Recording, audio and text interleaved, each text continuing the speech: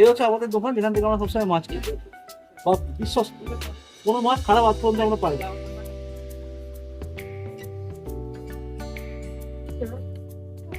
হয়ে গেল মৎস্য না, মৎস্য মারিব খাইব সুখে নয়।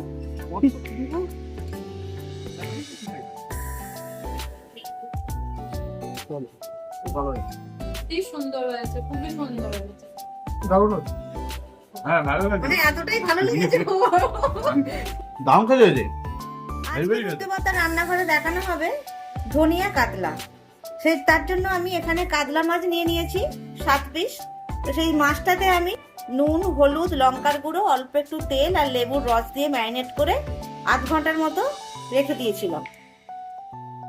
4টে পেঁয়াজ নিয়েছি, এখানে 6 থেকে 7 কোয়া রসুন নিয়েছি, হাফ ইঞ্চির মতো আদা নিয়েছি, ঝাল অনুযায়ী আমি কাঁচা লঙ্কা নিয়ে নিয়েছি এখানে 6টা, আপনারা স্বাদ মতো নিয়ে নেবেন। আর বেশ অনেকটাই ধনেপাতা নিয়েছি। এখানে লাগবে কাজু বাদাম, এখানে 10টার মতো গোটা কাজু আছে, আর এখানে 4 চামচ আছে টক দই। গুঁড়ো মশলাগুলো আমি পরে বলে দিচ্ছি।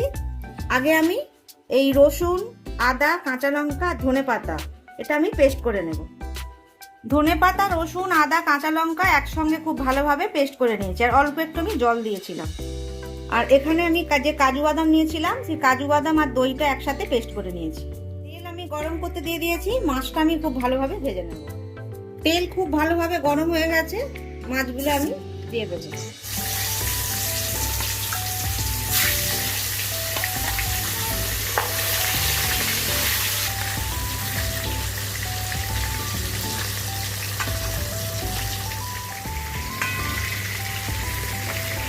সমস্ত মাছগুলো আমি ভেজে নিয়েছি। অল্প একটু জিরে ফোড়ন দিয়ে দিলাম।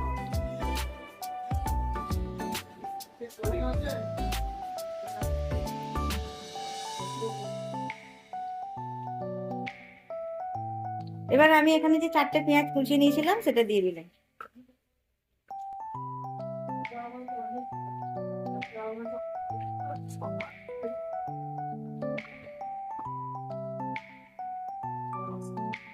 পেঁয়াজটা হালকা করে ভেজে নিয়েছি, এবার আমি এই বাটা মশলাটা দিয়ে দেবো।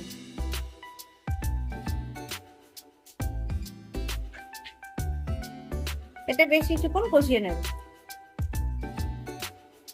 মশলাটা খুব ভালোভাবে কষানো হয়ে গেছে আর সুন্দর একটা গন্ধ বেরিয়েছে।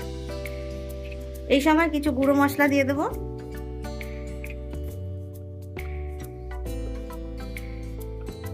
ওয়ান টিস্পুন জিরের গুঁড়ো দিলাম, ধনের গুঁড়ো দিলাম, 1 টিস্পুন ধনের গুঁড়ো দিলাম, আর অল্প করে একটু হলুদ গুঁড়ো দেবো, হাফ টিস্পুনেরও কম, আর স্বাদ মতো লবণটা দিয়ে দেবো। এটাও 2 মিনিট মতো কষিয়ে নেব। খুব ভালোভাবে মশলাটা কষিয়ে নিয়েছি। এবার কাজু বাদাম আর যে টক দইয়ের মিশ্রণটা করে রেখেছিলাম মানে পেস্টটা, সেটা দিয়ে দিলাম। আর এই বাটিটা ধুয়ে একটু অল্প করে জলও দিয়ে দেবো।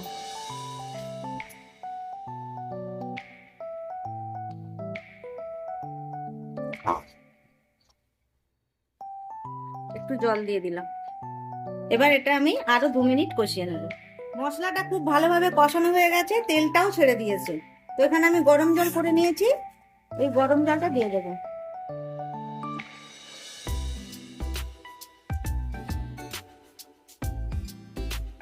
ব্যাস, খুব ভালোভাবে ফুটে গেছে।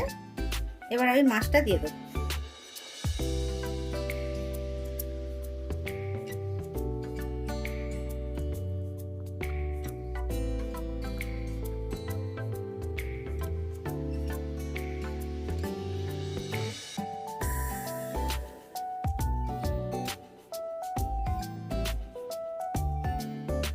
ব্যাস, একটু ফুটে যাক ভালো করে, মিনিট 2।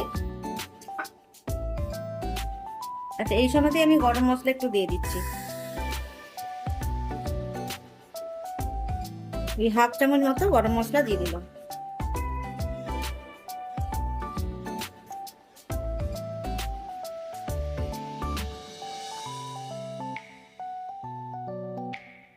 তৈরি হয়ে গেল ধনিয়া কাতলা। এই রেসিপি যদি আপনাদের ভালো লাগে অবশ্যই বানিয়ে খাবেন। কেমন হয়েছে কমেন্টস করে জানাবেন।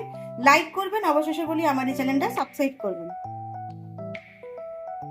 রুদ্রমাতা রান্নাঘরে আজকে আমার লোক সংখ্যা অনেক বেড়েছে। রান্নাঘরের অতিথি 2জন মেম্বার বেড়েছে, তো আজকে বেশ ভালো লাগছে, একসঙ্গে খেতে বসেছে। ধনিয়া কাতলাটা তোমার কেমন লাগছে রঞ্জন, তুমি খেয়ে বলো, কারণ তুমি যখন আজকে গেস্ট। আর চন্দনাও, রঞ্জন রাতের বেলা ভাত খায় না, তাই খুবই অল্প দিয়েছি। চন্দনা আর রঞ্জন একসাথে খাবে। খুব ভালো হয়েছে। খেয়ে দেখো।